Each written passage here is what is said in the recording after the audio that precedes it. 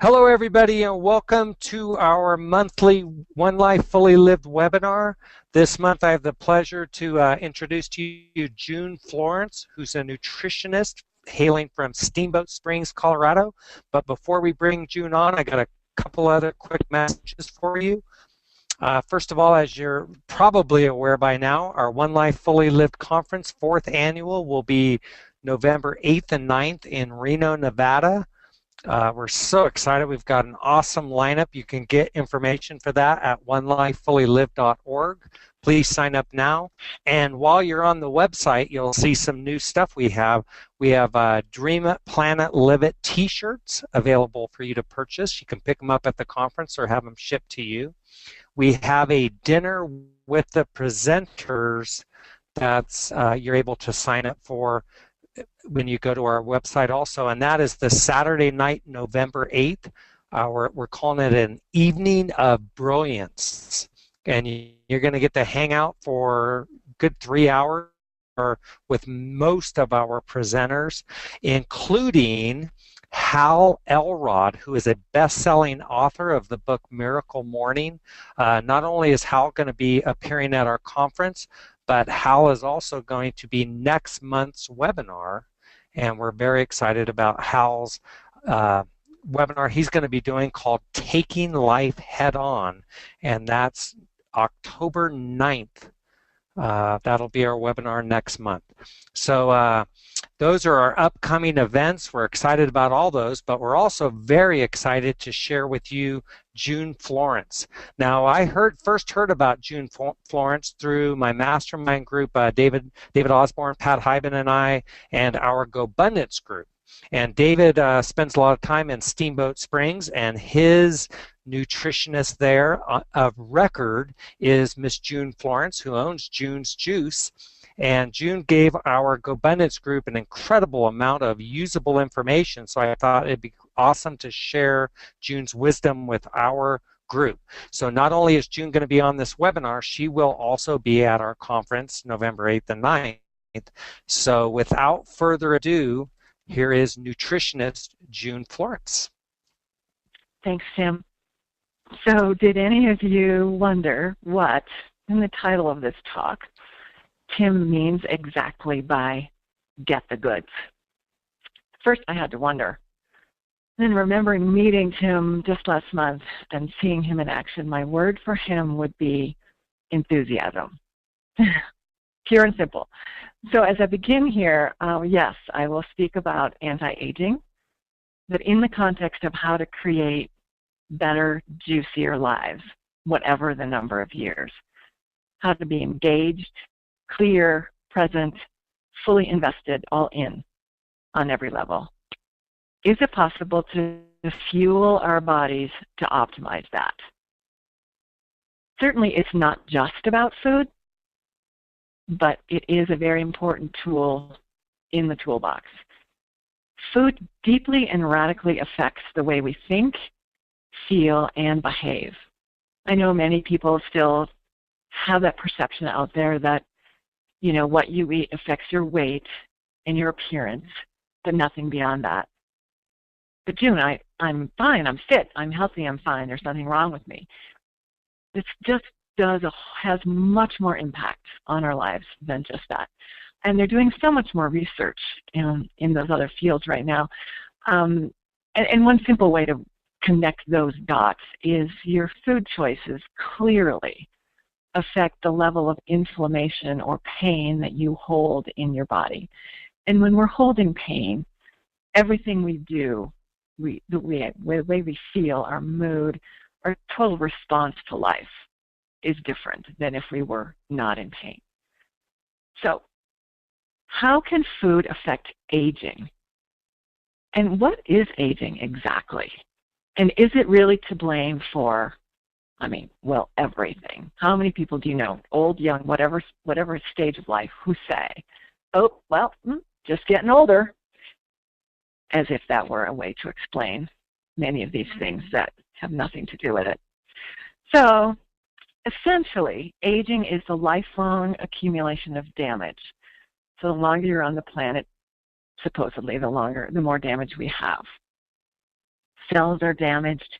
They no longer replicate in the proper ways. There's toxic buildup around our cells. There's toxic buildup inside. There's stiffening of tissues. There's depletion of cells. Cells in the heart muscle, for instance, don't actually regenerate the way they're supposed to. Glycation happens. That's the basically warping of proteins by glucose in the body. So there's just many, many things that can be categorized in this category of damage. But the question is, can we prevent any of this? Can we eliminate aging altogether? I know there's a really radical idea, and I bring that up because I had the privilege of hearing very interesting scientist, Dr. Aubrey de Grey, speak a few months ago, and his book is out there, and it's called Ending Aging. And I would call Dr. de Grey a revolutionary, really, on the subject of aging. And he believes, and he is a scientist, but he believes that eliminating aging is possible. Yes, it's decades away. But I would encourage you, if you have any interest in this proposition of prevention as well as elimination of aging, to pick up his book. It's fascinating. And he's one of those quintessential humor. I mean, the British humor is so crazy, but he is really one guy that takes an amazing subject that for most people is doom, gloom, inevitable, nothing can be done, and makes it like, wow, check it out. There are choices to be made. And so I would like to sort of jump on his wagon and say that there are steps we can take, there are things to consider that will, in fact, lessen the daily damage, clean up to some degree at least the existing damage, and take control of something that we often leave clearly to resignation and inevitability. So yeah, I want to just get down to some actual nuts and bolts things that you, should you choose to, could possibly incorporate into your life to make it better. One thing that I want to talk about that's not exactly a mystery, but it's so, so important, is pH, the alkaline acid balance in our internal environment. As one of my former teachers, Dr. Gabriel Cousins, who is another amazing figure in this world, he has a great phrase that has stuck with me for many, many years: to be or not to be a compost pile. It really, I think, paints a picture of what aging actually is. And that is, there are more things degenerating and decomposing than regenerating. So the idea is to think that we can actually control the rate of our decomposition by allowing our pH and helping to create a more alkaline pH in our internal environment. Every tissue, cell, organ, gland works better in the body if the pH is slightly alkaline. The blood has to be slightly alkaline, cannot vary at all, or we're dead. Everywhere else, there's a lot of variation possible, but as I stated, everything works better when we're slightly alkaline. So the way we get to control that is that everything we eat or drink, everything we take in, metabolizes to either an alkaline ash or an acid ash. This is very important to grasp.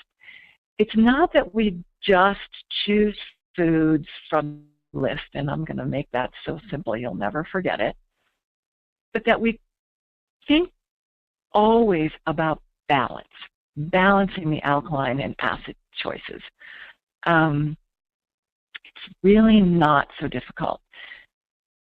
So the alkaline food list is topped by greens. So it can be anything green. It can be a cucumber, celery, spinach, kale, romaine lettuce, spirulina, blue-green algae.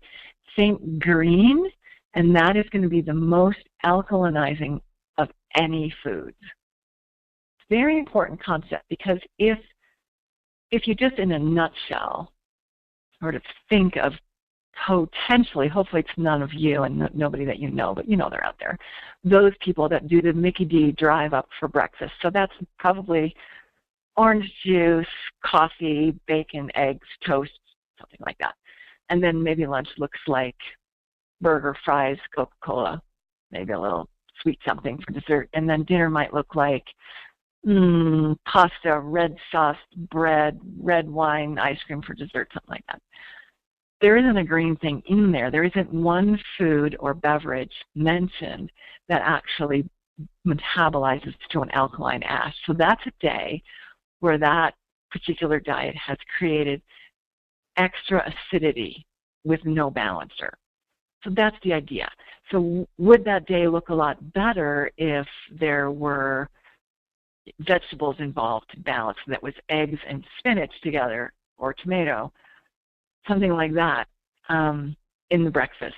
A vegetable that can be in the form of a juice, can be in the form of a blended drink. People always ask me that question, June, what do I do? I mean, should I buy the blender or should I buy the juicer? What should I do?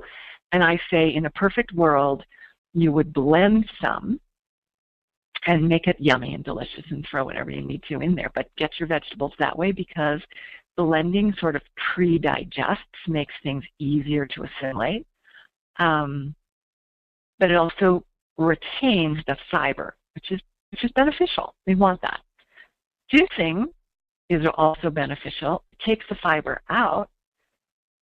The reason it does that is that you couldn't possibly take in the amount of fiber that actually that number of vegetables has. Like when I do a juice cleanse, I'm actually facilitating one right now, people cannot believe how many vegetables it takes to make that 16-ounce glass of juice. We couldn't eat that much fiber. We really couldn't do it. But you get the nutrients in all of those vegetables.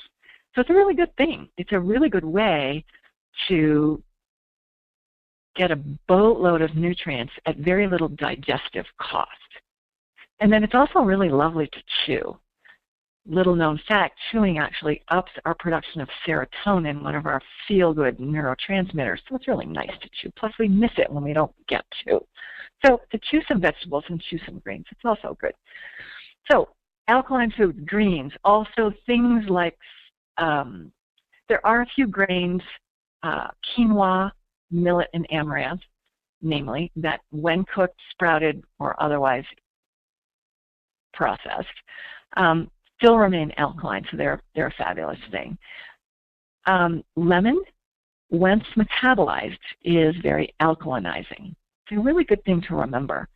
In the mouth, as it's being ingested, lemon is still acidic. So it's a report that you're now drinking lemon juice 24/7 because your tooth enamel will in fact suffer.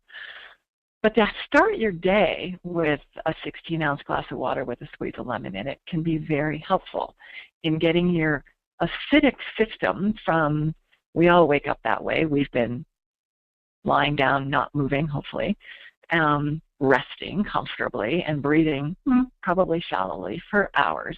We wake up acidic. To have a little alkaline bump when we first get up in the form of hydration with a little lemon in it can be very helpful. But the alkaline list is basically vegetables. Some of the low sweet fruits like lemon and lime, grapefruit, those kinds of, not oranges because they've been hybridized 1,000 times to be sweeter. So I think it's simpler to think that the alkaline list is vegetables, particularly your greens, and there can be the superfoods, like I mentioned, spirulina, chlorella, blue-green algae, those kinds of things on that list. On the acid list, don't be dismayed, but just know it's pretty much what we do every day. It's dairy, it's sugar, it's most grains, it's animal foods. Soy is big on that list. Just know that. So just know, okay, all those foods, I want to keep those on my list, or maybe you don't. Maybe there's some you've eliminated. But the balancer is going to be your vegetables and your greens in whatever form makes sense to you. And I don't want to dwell on the pH thing for too long, but I do want to mention that another giant impact on our pH is stress. Stress makes us acidic. We all remember that moment in 6th grade or college or yesterday when we had to do something that made us nervous, whether it was a job interview, talk to a large audience for the first time, something that made you nervous, and you're thinking, holy cow, you know, my deodorant worked every other day, but somehow it's failing me right now.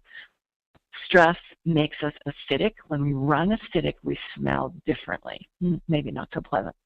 So remember that and understand that even if we ate perfectly from the alkaline list and according to our food intake, our beverage intake, our stress level trumps all that and makes us more acidic.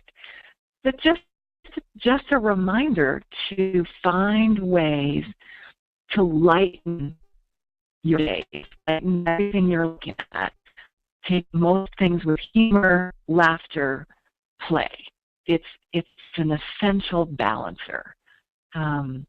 And I think we've really kind of gotten into that place where it's just things are so big, and they really may not be. Certainly some things are, but most things that we run into every day that stress us out, really we can find a way, I think, to cool that out.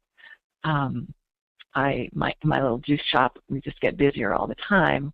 And sometimes we get a little frenetic in there, and we all have to sort of stop and remind each other that, hey, you know, if this isn't fun, and if we're not putting the love into this food and not enjoying ourselves, you know, what we produce isn't going to help anyone. So I just didn't want to leave the pH before I mentioned that. But it's a very big deal. Okay, and the number 2 thing I want to talk about that is getting a lot more play right now, a lot more research. It's been around for thousands of years. It's not new. It's cool now, though. So we want to talk about it, and we want to really talk about, besides being cool, it's amazingly beneficial.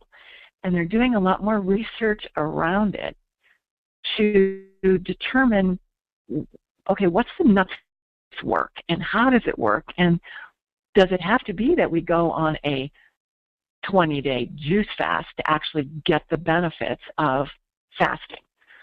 And what they're finding out is clearly no.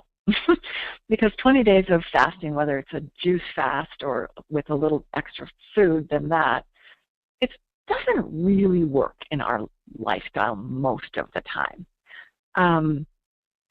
So what they're finding out is what fasting has typically been is caloric restriction, which still in all, Aubrey de Grey notwithstanding, the only thing they've ever figured out about extending lifespan is caloric restriction. That doesn't mean nutritional restriction. So what we want to think then about that piece of longevity info is that when we choose foods, we want high nutrient, low calorie combos, except in one area, and I will explain that. Sticking to fasting, one of the things fasting does, that they've actually figured this out, is that it trains your body to be able to burn and utilize stored fat and use it as a fuel source rather than sugar. Sugar, as we talked about, is one of the things in your compost pile that's really revving up that decomposition. It really messes with what's going on with your cells. Glycation, it ages us. Sugar ages us. Top of the list. If we reduce our sugar and our bodies are able to utilize fat as a fuel source, we can dramatically reduce our risk of chronic degenerative disease. Fasting boosts brain health. Let's talk about that for just 1 second. There's something that they call brain-derived neurotropic factor, shortened for BDNF.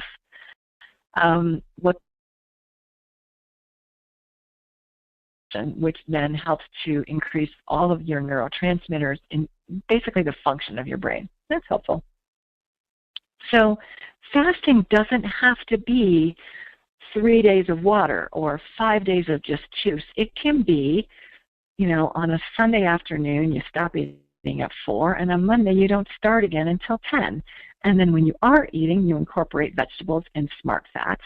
and you've been doing, there's once a week that you do intermittent fasting, and that will probably increase your lifespan and your quality of life more than almost anything else you can do according to the latest research. Another piece that I would want to add into that, intermittent fasting combined with high-intensity interval training could be the winning combo. And I'll just leave you with that. Just looking at the time, and I want to talk about more nuts and bolts. So I'm like, what foods do I choose? What am I supposed to eat? Broccoli and kale? What do I do? Come on. I'm eating vegetables, but what else can I do? And so I want to talk a little bit about superfoods and super herbs. You know, sometimes we think, holy cow, 2014, the world is going to heck. And we look at the news and we're thinking, this is so not good. It's really bad stuff. And yet, there are things that are happening that are amazing. And one of those is our access to things we didn't even know existed because we haven't visited the Amazon basin and we haven't trekked in the Himalayas and we didn't even know that stuff was out there. And what these foods are actual real food, right? They're nothing synthetic that's been developed in some lab that the body doesn't even know what to do with. It's actual food that's out there that's got so many beneficial qualities that we've dubbed them superfoods. So broccoli's great, but remember, the state of our world has diminished our soils, has diminished our air quality to the extent that food that we grow isn't the same that it used to be. All food, I can say this, and I think science would back me up 100%, all food is mineral deficient. Now, if you've got an organic garden in your backyard and you've been growing in that garden from, day one, and you pull that kale out of there, it's probably the best stuff that anybody can get their hands on. But when we go to the grocery store, and yes, we want to choose organic because it's got more minerals and vitamins than the other choices, but it's also grown in soil that's been subjected to life on this planet. B vitamins in our foods have all but disappeared. Here's a really great little example. If you were to have eaten a peach, and I'm not even saying organic, just a peach in 1950, you would have received X amount of vitamin A from that peach. Today, to get that same X amount of vitamin A, you would have to eat 53 peaches. That's just staggering. We're not going to be doing that, right? So what are we going to do? We're going to look for food that's either grown in areas that have been less manipulated and have stayed cleaner, or we're going to do things like spirulina that they've now figured out how to grow in clean and covered environments that still can provide us with maximum amount of minerals, 37% protein, tons of chlorophyll. I just had a client actually walk in today. It's a great story. And she's been a client of mine forever, but her husband, on the other hand, who looks fine, that's that guy, he looks fine, but he's the guy that takes a can of whipped cream and just squirts it into his mouth and thinks that's a really good part of dinner. And we're not making fun of sure, but the reality is it's really not the best thing to do. So anyway, Melinda said to me, she said she had started sharing with him her spirulina tabs, which are these magical little compressed spirulina tabs that you can take handfuls. And he started taking maybe a handful a morning. And she's like, after 2 weeks, his color is different. He looks better. Chlorophyll helps the blood carry more oxygen. And you can relate this to anyone you've ever looked at who's a smoker and been a smoker. They don't have the same color as someone who doesn't smoke because their oxygen is so diminished. So these kinds of superfoods are going to have results like that because they're so power-packed. These are the things that we may think we want to turn to because broccoli's not the same as it used to be. And like I said, certainly if you've got a garden of your own, that is the way to go. But maybe you don't have time for that. And maybe you've got to look around at what's going to work in your lifestyle.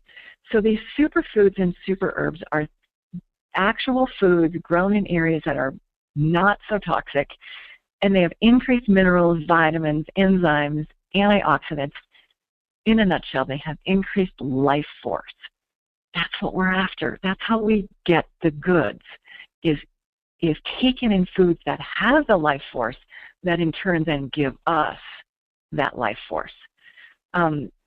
Superfoods could be like the answer to multivitamins. Like multivitamins are, to me, another one of those crimes against wisdom. Like a whole bunch of mostly synthetic, holy cow stuff that somebody brewed up in a lab and threw together in some God knows what combination that Mother Nature never would have put together, and it's supposed to be good for us.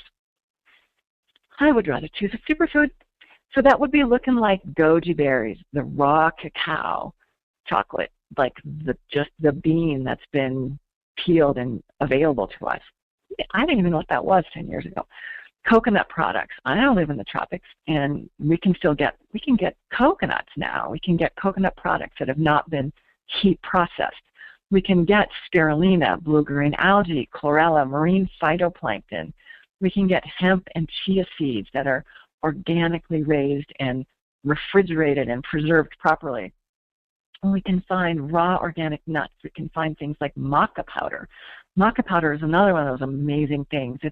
You can find it many, many places now, whereas 10, 15 years ago, we had no access to this. We didn't even know it existed. Maca is an amazing little plant that grows above tree line in the Andes. It's maybe got 2 or 3 leaves. It barely looks like anything, but it's got a giant root, and that root is a starchy sort of horseradish cousin that we can use that powder, clinically proven to help the blood carry more oxygen. Nourishes the adrenal glands. The adrenal glands in our high-paced, stressful, don't sleep much, never rest, get up all night culture. The adrenal glands need all the help we can give them. Maca was used by the indigenous tribes as an endurance enhancer. And it works for us that way too. And my personal experience with maca, which is not clinical and not scientific, and it's just a testimonial that I share because it was just so awesome.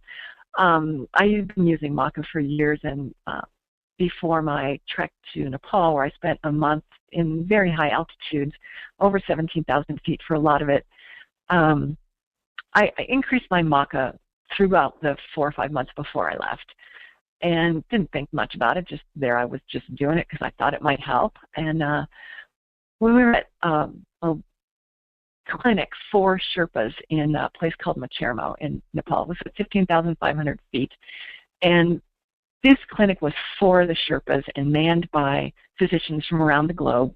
And they would hold little talks at night, and they would take your oxygen saturation, and you could buy T-shirts, and you could do all this for a little sum so that they could actually fund this.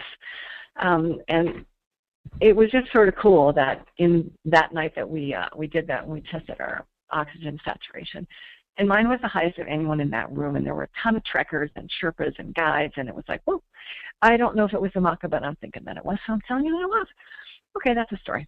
All right, so then also in the super herb category, there's all of these Chinese herbs, the tonifying Chinese herbs. They've been in process for 5,000 years. I figure probably good test. When you think about some of the stuff that comes through our pipes, and they get tested for 6 weeks, and it's like, yeah, and then 10 years later they get pulled off the market. So things like reishi and chaga mushroom. These are mushrooms that are tree mushrooms. A reishi it's a giant thing, often grows on a birch tree in more temperate climates. It's a bright red, lacquered-looking mushroom. These mushrooms are king and queen in Chinese medicine for building immunity. I don't know where all of you listeners are located, but here in Colorado, there's some crazy virus that's sending kids to the emergency room. It's an upper respiratory thing, and I have moms coming in all day like, holy cow, what am I going to do? So what we want to do is we want to bolster our immune system before we are confronted with this odd virus or bacteria or fungus, whatever we might bump into, so that our immune systems are really, really strong. These are the kinds of super herbs. These are the kinds of things we can take every day, not like something like echinacea that we should take for 5 or 6 days and then we go, got to take a break from that. It's reishi and chaga mushroom, it's hoshu wu, it's astragalus. These are the kinds of things, and you can Google that. You can just say the 10 best tonifying Chinese herbs, and they'll come up, and then just get the best quality you can. But it's all about prevention. It's all about, you know, that classic car that you've got in the garage, and you drive it a little bit, but you baby it. You give it really clean oil all the time, the best gasoline. You make sure everything's working really well. You want to do the same thing for your body. So these superfoods and super herbs, like I said, it's a blessing and a privilege that we have access to them, and they can create results. Like, remember, this is a really good thing to think of.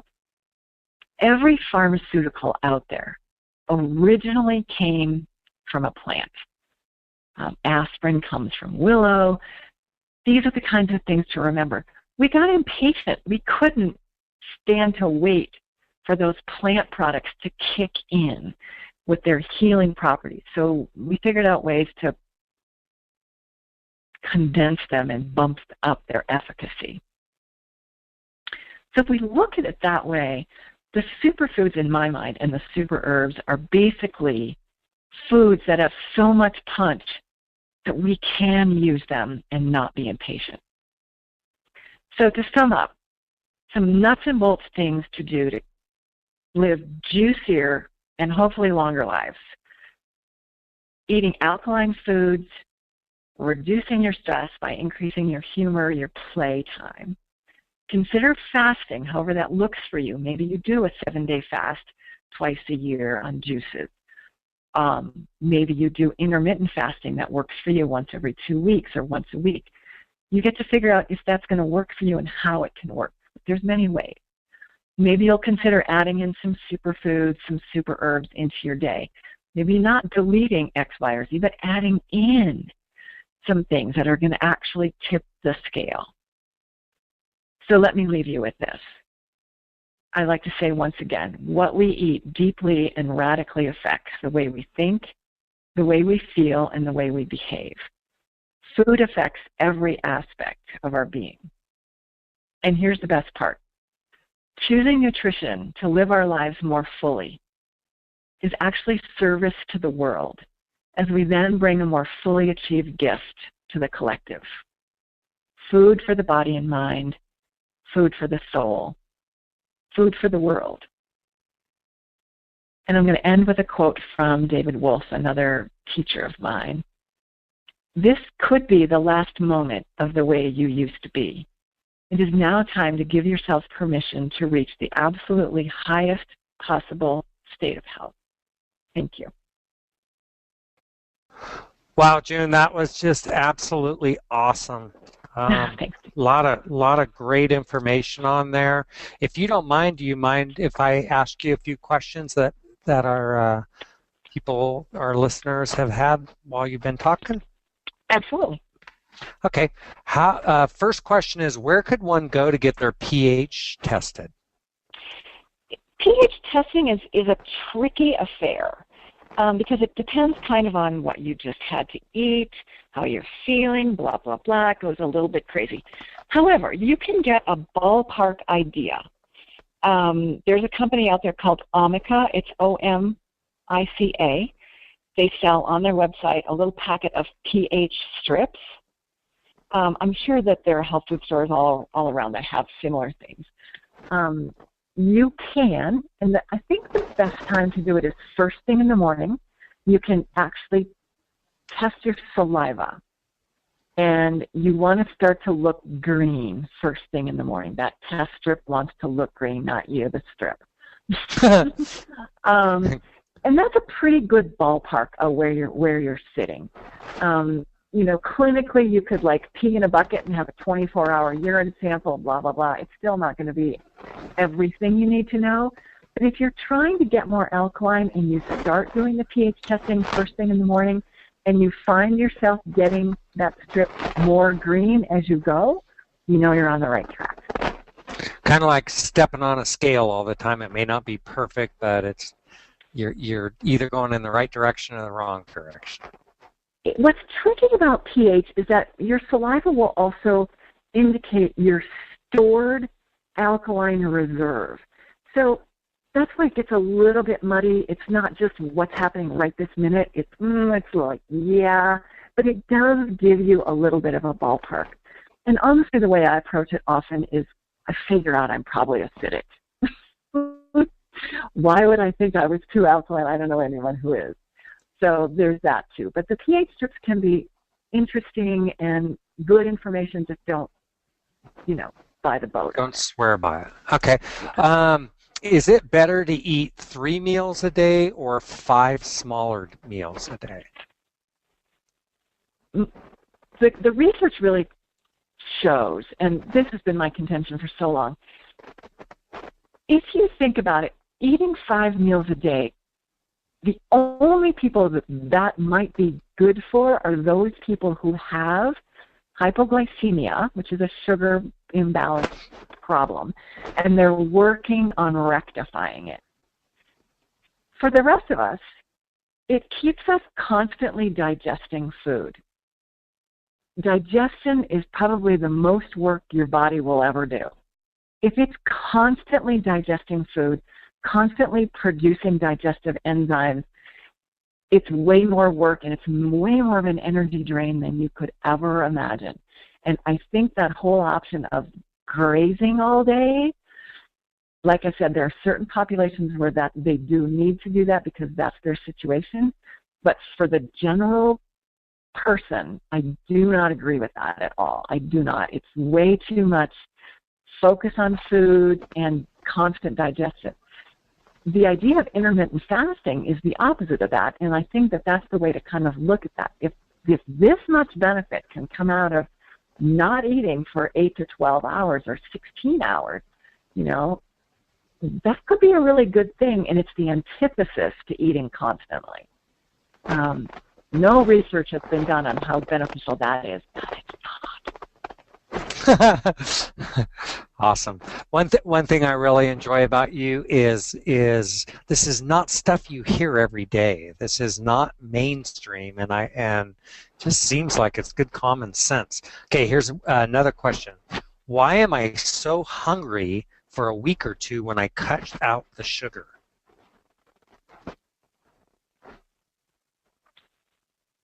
Part of that is your brain telling you that you need to eat some sugar.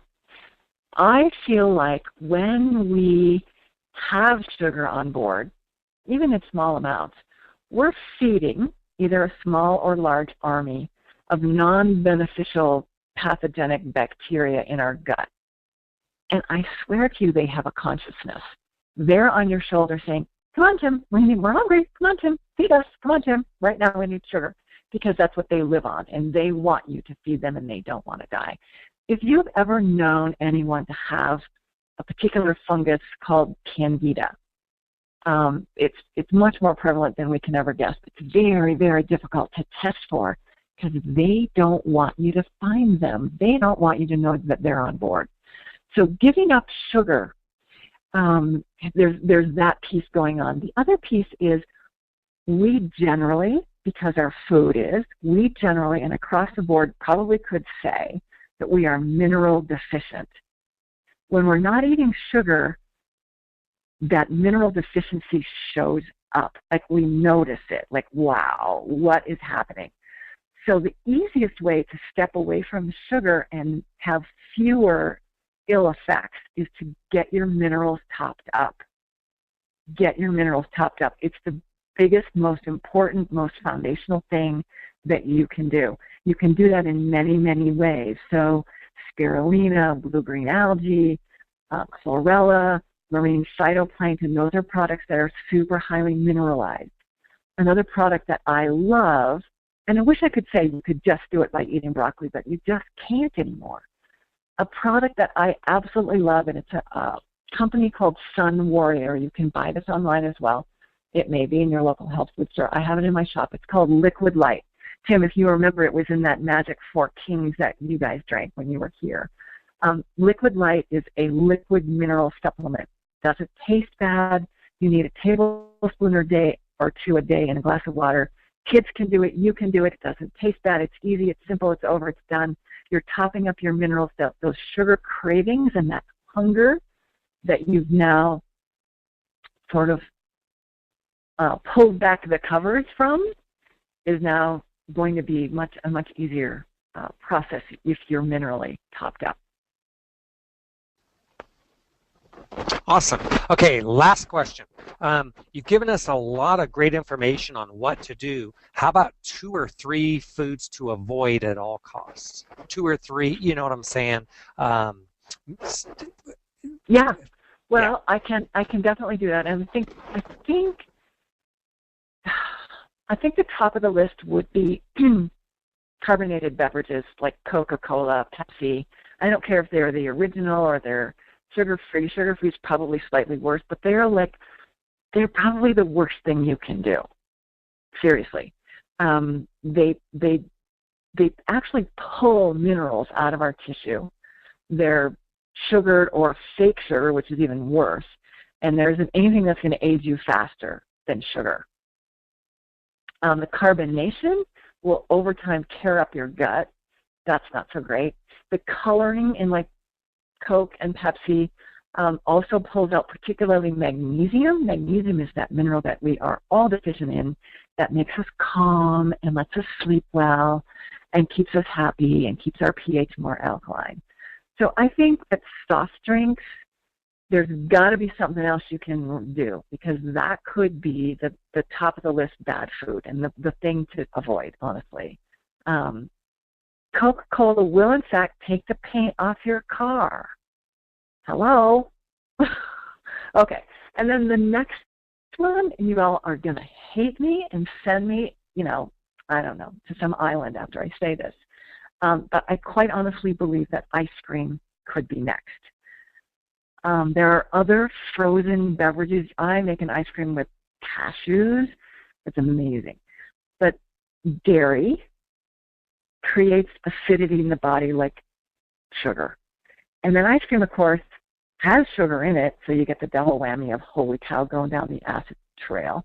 And then it's icy cold, which really doesn't work so well for us in our systems and the way we're built. So dairy being probably the top acidic food, sugar being right there next to it, ice cream combining those two things into one lovely little dish. They make some frozen coconut stuff that's fabulous. They make frozen cashew stuff. Any of you on the East Coast, Pure Food and Wine, One Lucky Duck, oh my God, she makes the most amazing ice cream, and it's cashews, and fabulous. Dairy is another one of those foods that I would look at twice. But I would put Coca-Cola and ice cream in that category. Awesome. Hey, June, we're going to end it on that note. This has been really, really helpful information. If you're on this webinar, you know there's people you should share this information with, people you love that need to hear this. As I said before, this isn't stuff that's out there in the mainstream. And when you see June in Reno, you're going to see she's very lean, very healthy, and she will be getting the goods with me into her 90s. So anyway, June, we thank you very much. Do you have any final words for us? I say that wherever you are in your food plan and your nutrition plan and your health, just remember these words. You can always upgrade, and it doesn't mean that you have to clean out your cupboards in the refrigerator. One small step. That's all you need. Beautiful. Wise words. June Florence, we thank you so much, and we'll be seeing you in November at our conference. And everybody, make sure you tune in October 7th for our next webinar with best-selling author Hal Elrod.